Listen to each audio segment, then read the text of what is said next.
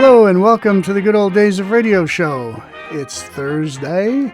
Thursday we do the unusual type shows usually. And this is the Good Old Days of Radio show. I'm John Tefteller, your host. And this being Thursday, we are going to continue. This is our second to last episode tribute to Vincent Price. This will be the last Thursday show.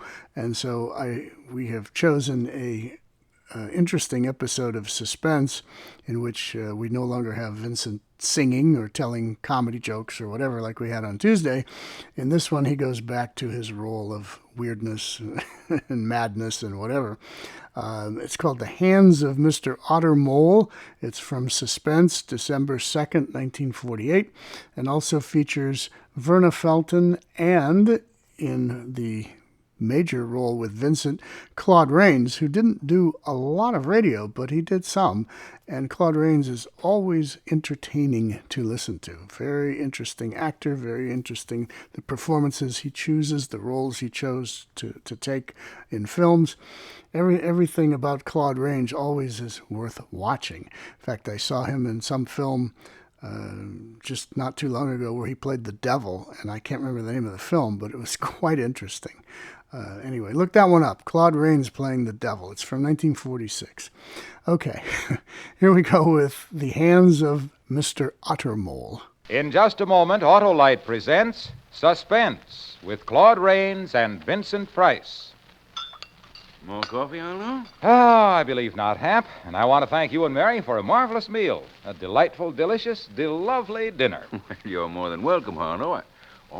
Here comes Mary with that who's going to wash the dishes look in her eye. You better start talking about Autolite resistor spark plugs and fast. Yes, of course, Hap. Autolite resistor spark plugs. As I was saying, right now, by Cornelius, is the time when all good men who know good things will come to the aid of their cars with a set of brand new wide-gap Autolite resistor spark plugs. Why, with their wide spark gap, those Autolite resistor spark plugs do things for a car your old narrow-gap spark plugs just can't match. Why, they're marvelous. They're magnificent. By Cornelius, they're matchless. You're sparking, Harlow, but let's switch to suspense.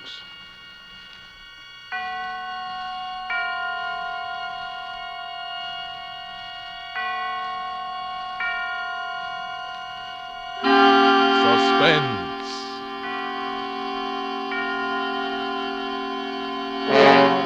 Autolite and its 60,000 dealers and service stations bring you radio's outstanding theater of thrills. Starring tonight, Mr. Claude Rains and Mr. Vincent Price in Anton Leader's production of The Hands of Mr. Ottermole. A tale well calculated to keep you in suspense. Tell me, Sergeant. Yes? Why do you think the Strangler killed the 5 times he did? 6 times, Mr. Newspaper Man. 6? Yes. Well, I suppose you do know as much about the Strangler as I do. How long have you been on the police force, Sergeant? This is my 15th year as a member of His Majesty's Metropolitan Police, Mr. Newspaper Man. For 10 years, I walked the beats of the Casper Street station, and for the past 5 years, I've been a sergeant at that station. In 15 years, you learn a lot about many things, including murder. Oh, yes, murder. It's a word and a deed which has fascinated more people than you and I could count. By all means, Sergeant, let's talk about murder.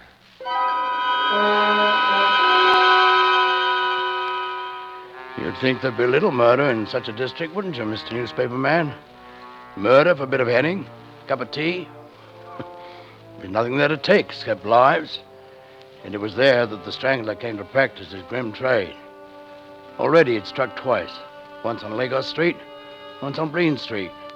His strong, white hands reaching for an unexpected throat.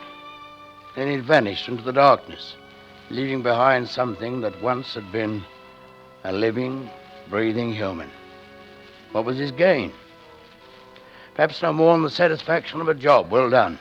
Perhaps he felt he'd done some poor devil a favor, that a sympathetic force led him to his victims the same as a cyclone picks one corner and misses another. I was thinking about that the night I first met you, Mr. Newspaper Man. I was walking down Mellon End when I saw you, standing in the shadows. Good evening, officer. Stand where you are. Who are you? From the Daily Herald, officer. Oh, newspaper man, eh? Yes. What you doing here? Oh, looking for a story. Are you expecting to catch the strangler, officer? What would you know about the strangler, Mr. Newspaper Man? Only that he likes your district and that you have no idea who he is. That's right. He could be anybody who's about in this district at night. Perhaps even a newspaper man. Oh, you suspect that I might be making my news before I write it?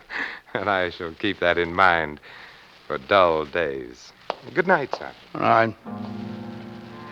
I watched you, Mr. Newspaper Man, as you walked away. Watched and thought of the force that moved the strangler. About the same time, that force, whatever it was, brought the strangler to Mr. Wybrow, an honest worker whom I've seen so many times I can tell you nearly exactly how he spent his last few minutes on Earth. I know the very sound of his footsteps, almost his every thought. And I can hear the footsteps of the man who followed him. It was 6 o'clock of an evening, and Mr. Wybrow was going home from work. He stepped off the tram at High Street and Mellon End and walked slowly, wondering if his missus would have herring or haddock for his tea. It was a wretched night, and he could taste the fog in his throat, feel the dampness through the soles of his shoes. He turned down Lagos Street, and the footsteps behind turned with him. And so, one behind the other, the two men walked through Lagos and turned into Loyal Lane. Any man other than Mr. Wybrow might have heard some warning in the footsteps that followed him, something that said, "Beware. Beware. Beware." No. The foot of a killer falls just as quietly as the foot of any other worker. But those footfalls were bearing a pair of hands to Mr. Wybrow, and there is something in hands. Behind him, even then, those hands were flexing themselves, feeling the strength run down through the strong fingers. Mr. Wybrow was almost home. He turned down Casper Street, plodding along through the dim light. Small dog barked at the figures. Voices drifted out from the shabby houses, but Mr. Wybrow paid no attention to them or to the steps which followed him. Ahead of Mr. Wybrow was his own house, and he walked a little faster. Maybe it looked like he was going to get away, but the man behind only smiled and followed at the same pace. Mr. Wybrow turned in at his own gate and opened the door. He stepped inside. Yes. What's for tea, Flossie? Harry, you're lucky to be getting that. Who's that? How do I know before I've opened the door? If it's a collector, he can just nip off. Well, what?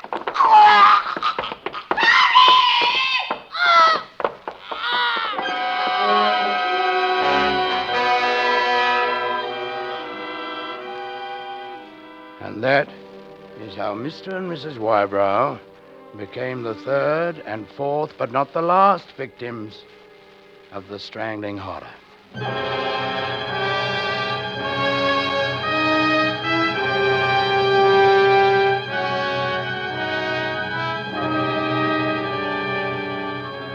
For suspense, Autolite is bringing you Mr. Claude Rains and Mr. Vincent Price in radio's outstanding theater of thrills, Suspense.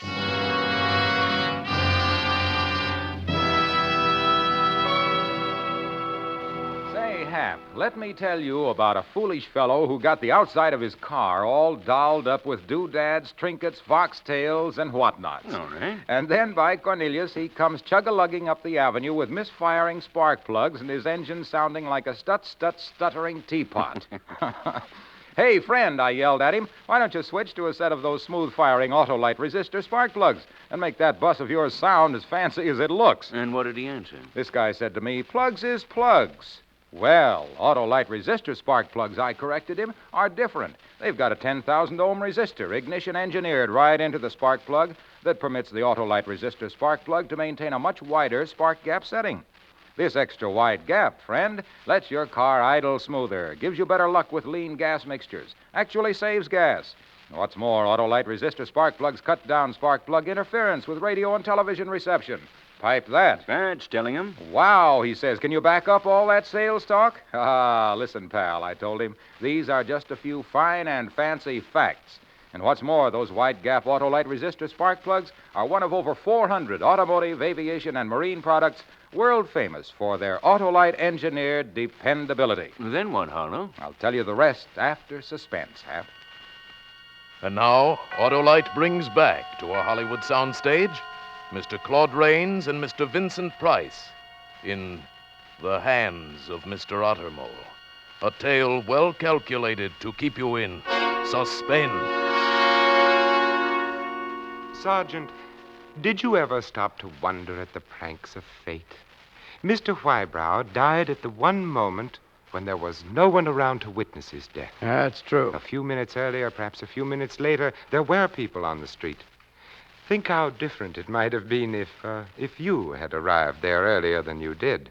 Perhaps, Mr. Newspaper Man, but I'd finished my evening tea and was walking through Casper Street to the station. Mr. Whybrow was still lying on the door of his house, his wife on the floor a little beyond him. Both were dead. I blew my whistle, and the constable came on the run. We searched the house, then talked to the neighbors on either side. Nobody had heard anything except Mrs. Wybrow's scream, and they thought that just a family fight.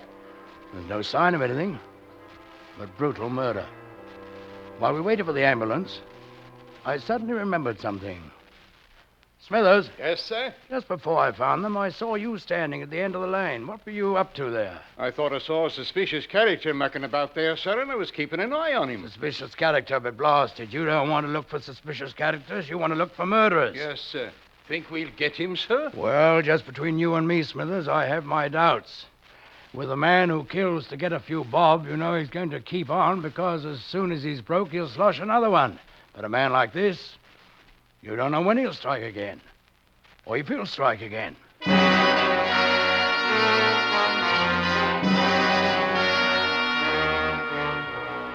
Back at the station, the newspaper men were waiting for the story, having scented it the way dogs will smell out the fresh track of a fox. There was one newspaper man, tall, with shoulders and arms that looked more like a coal heaver than a journalist, who kept asking about clues as though he wanted to solve the case himself. That was you, Mr. Newspaper Man, or maybe you just wanted to find out how much we knew. After the newspaper men left, I was in my office, finishing up my report, when there was a knock on the door. Who's there? Do you mind if I come in, Sergeant? Oh, it's you. Yes, I thought of a few more questions I'd like to ask you. Oh, it seems to me you are around all the time. So? Yes. And now you want to ask more questions. I'm afraid we can't give out any more information than you already have. Half a minute, Sergeant. All the papers are going to do a regular story on the strangling monster. I thought I'd like to do something different, more of a mood piece. Now, you look like an intelligent man, Sergeant. Thanks. Well, I thought you might help. Well, maybe I can, maybe I can't. What do you want to know? What sort of a man do you think the killer is? You really think he's a monster who can slip through the night without being seen? No, I think he's probably a very ordinary man. Everyone, even our own constables, is looking for a monster instead of the man standing next to them. No, this man can move about and no one sees him because he's an ordinary man, and it's ordinary for him to be around. He might be a bootblack, the man who makes deliveries, or even a policeman. Or a journalist. Why do you say that? I don't think I meant anything personal, Mr. Newspaper Man. I meant that he's merely someone you look at and never think that maybe he might strangle someone. Your theory is very interesting, Sergeant. And do you also think that you'll catch him? Well, if he's caught, short of actually catching him in the act, it'll be because of only one thing. Oh, and that is? Curiosity. Curiosity? Yes. He'll be nabbed if his curiosity is too great. If he wonders how near others are to him. if he has to ask questions and then returns to ask still more questions.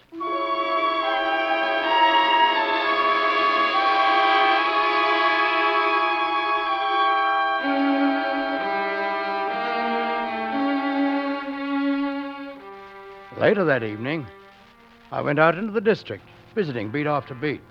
The presence of the killer, the strangling horror, was in the air. The entire district was given over, not to panic, for London never yields to that, but to fear of the unknown. And while the community still gasped over the deaths of Mr. and Mrs. Wybrow, while fear was moving into every tenement, the killer made his next move. Conscious of the horror caused by his hands and as hungry for more as any giddy girl at her first performance in the music hall, his hands reached out again. Well, I was cutting through Clemming Street when I saw you again, Mr. Newspaper Man. You slipped along the street, peering into alleys.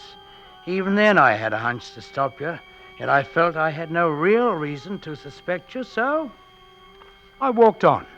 Peterson and Joyner were patrolling Jarningan Road. It was just 9:32 when I met Joyner near the middle of the street. I spoke to him and went on. At 9:33, I met Peterson coming back from the other end of the street.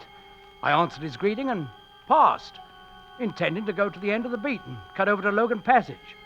Then, during the few seconds that everyone's back was turned towards the spot where he stood, the killer struck again.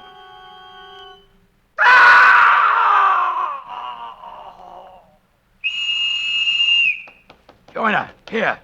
What the? Good heavens! It's Peterson. Yeah, it's Peterson, dead like the rest of them, strangled right under our noses. Where were you, Joyner? I just reached the end of my beat, Sergeant. Was already turning when I heard your whistle. And I just passed him on my way to Logan. Then we were covering both ends of the street. He must have come from Minnow Street, or Clemming Street, and gone back the same way before we could see him. It is dimly lit around here, sir. Yeah, say, what's up, Constable? I heard... Stand where you are. Oh. It's you, Mr. Newspaper Man? Yes, so he struck again. What happened, Sergeant? I've been checking the beats. Huh. I came up here, passing Joyner, and then Peterson here. I was at this end of the street, Joyner at that, with Peterson in between us going towards Joyner.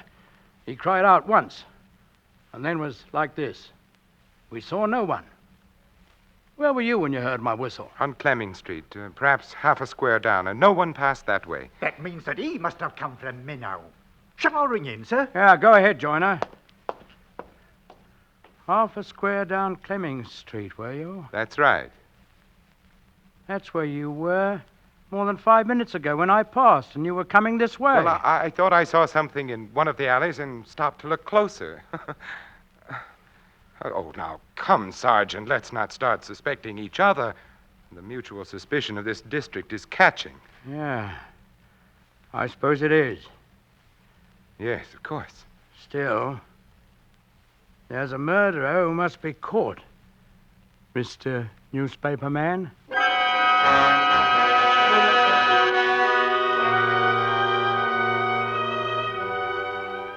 The following day, I was back on duty early. You know, the sight of a uniformed sergeant somehow gave the people a bit more confidence than that of the constables. You know, Bobbies are well enough in their way, but you know, your average Londoner likes to see more important officials around when things were a bit rough. The talk in the pubs and on the streets was all cut from the same cloth. And the pattern was fear. I say the strangler's some posh who's off his bean.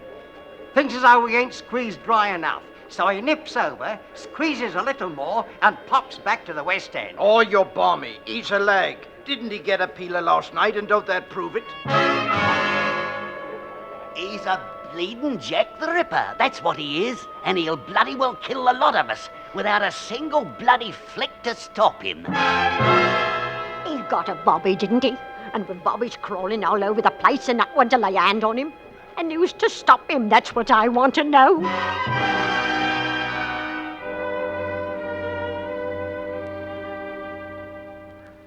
I walked the streets, dropping a bit of cheer here and there. 4 or 5 times I saw you again, Mr. Newspaper man, your dark face twisted with emotion as you listened to the talk. This, too, was queer, for you were the only newspaper man I saw in the whole district. By 9 o'clock, I was in Richards Lane, a narrow street, partly a stall market and partly cheap homes. On one side was the shattered wall of the railway yard. The wall of the railway yard put a shadow over the street so that even a garbage can looked like a man crouching. Farther down the street, the outline of the empty market stalls looked like a bunch of ghosts waiting for the man who would send them more ghosts. There was no one on the street, no one to witness that which was about to be. Then, suddenly, in the time between one footfall and another, the wall of silence was broken. Help! He's here!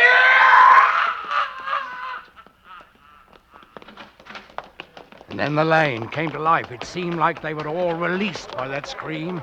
All along the street, doors opened and people poured into the street, muttering as the stored-up anger began to overcome their fear. They milled around, uncertain which way to turn. Then the whistle pointed the direction to them. Gathering like dark clouds, they moved down on the cottage where I stood with the constables. The sight of so many of us made them feel that he would now be caught, and that anger came up in answer to it. Well, go in and get him. What you waiting for?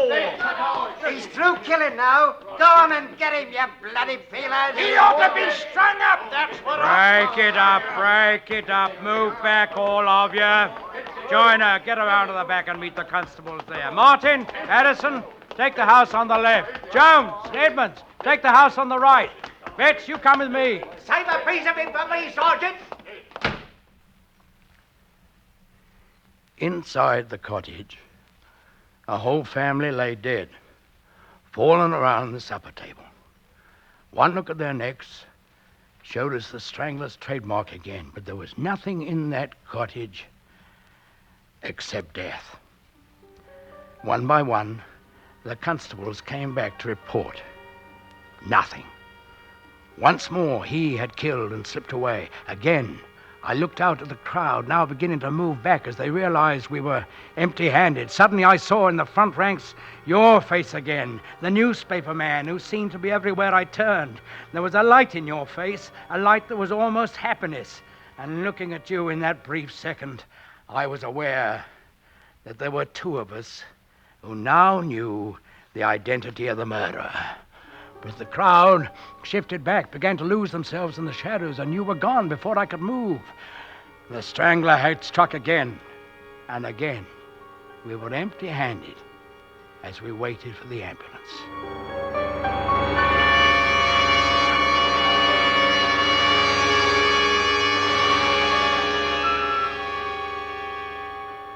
You may have been empty-handed, Sergeant, but I'm sure there were enough thoughts in your head to make up for the lack of something to put your hands on. Dark thoughts, perhaps. Yes, I did think, Mr. Newspaper Man. I tried to imagine what you were doing during the next hour. I thought perhaps that you went to the nearest pub and sat alone at the bar, attended by a frightened barmaid. I think you dismissed the strangling horror from your mind and thought only of the glass of stout and the sandwich, for even such men as you must rebuild their strength. I think you looked at the sandwich, noticing that it was skimpy, as bar sandwiches usually are, and you may have thought idly of the inventor of the sandwich, the Earl of Sandwich, then of George IV, then of all the Georges, as any good Englishman might, and so to that George who wondered how the apple got into the apple dumpling. It was while thinking of that, and how the ham got into the ham sandwich, that your mind came back to the people who had been murdered. Maybe it was then that you thought of the simplest fact of all, that the murderer could escape by either running away or by standing still. It was then, I think, that you got up from the bar without finishing your sandwich. It was perhaps 20 minutes later that you walked down the street and met the man you were looking for. Well, seen anything of the murderer, Sergeant? Oh, it's you again. Yes. No, nor is anybody else.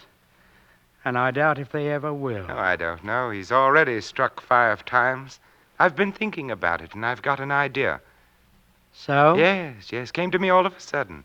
And I felt that we'd all been blind. It's been staring us in the face. Oh? Has it now? Well, if you're so sure, why not give us the benefit of it? I'm going to. Yes, it seems quite simple now. But there's still one more point I don't quite understand. I mean the motive. Now, as man to man, tell me, Sergeant Ottermole, just why did you kill those inoffensive people? Well, to tell the truth, Mr. Newspaper Man, I don't know. But I've got an idea, just like you. Everybody knows we can't control the workings of our mind. Ideas come into our heads without being asked. But everybody's supposed to be able to control his body. Why? We get our minds from heaven knows where, from people who were dead years before we were born, some say. Maybe we get our bodies the same way. Our faces, our legs, our hands. They aren't completely ours. And couldn't ideas come into our bodies like ideas come into our minds? Couldn't ideas live in muscles as well as in a brain? Couldn't it be that parts of our bodies aren't really us? And couldn't ideas come into them all of a sudden like ideas come into my hands? You see, Mr. Newspaper Man? It was 6.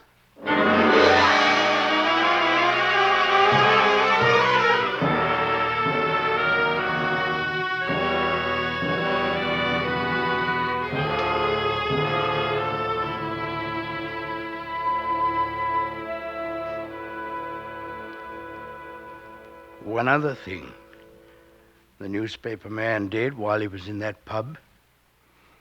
He'd called his newspaper and told them his idea and said he was coming to meet me. And so they're hanging me, killing me for something which my hands did. I had nothing to do with it. You can see that. But what hurts me the most is what the judge said when he sentenced me. It's not true.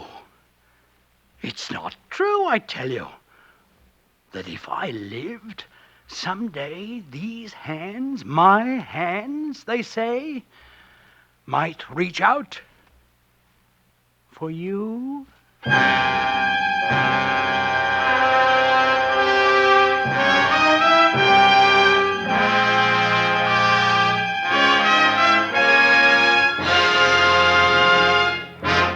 Thank you, Claude Rains and Vincent Price, for a splendid performance. Mr. Rains and Mr. Price will return in just a moment. Harlow, you were telling me... Oh, yes. Well, Hap, the next time I saw this fancy fellow, his gadget-laden car was humming and purring up the street as smooth as the slippery glide of a slide trombone. I got my auto-light resistor spark plugs, he yelled to me as he whirled by, and they're terrific. Well, by Cornelius, this fellow had the right dope. Because, friends, when you replace your old narrow-gap spark plugs with the wide-gap auto-light resistor spark plugs, you can really tell the difference in your car. So if you don't already have a set of Autolite resistor spark plugs, drive down tomorrow to your nearest Autolite dealer and treat your car right. Switch to Autolite. And friends, remember too, Autolite means spark plug. Ignition-engineered resistor spark plug. Autolite means batteries. Stay full batteries. Autolite means ignition system. The lifeline of your car.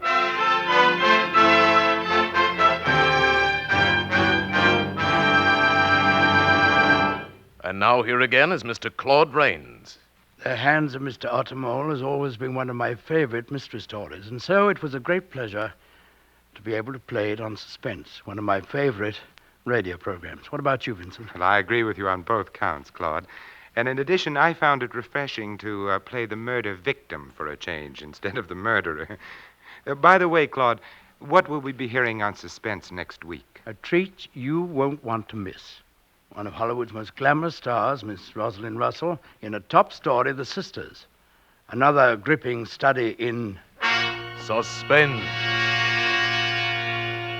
Claude Rains will soon be seen in the Paramount picture The Sin of Abby Hunt. Vincent Price can currently be seen with Lana Turner, Gene Kelly, and June Allison in Metro-Goldwyn-Mayer's Technicolor production, The Three Musketeers.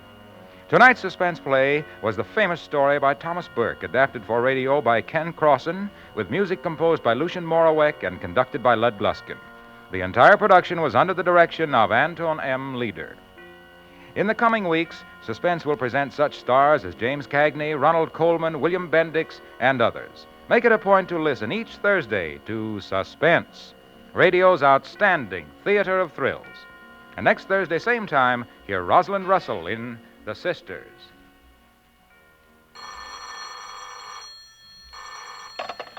This is the Autolite Suspense Show. Turn in your scrap steel to your local scrap dealer. The more scrap, the more steel. Good night. Switch to Autolite. This is CBS, the Columbia Broadcasting System.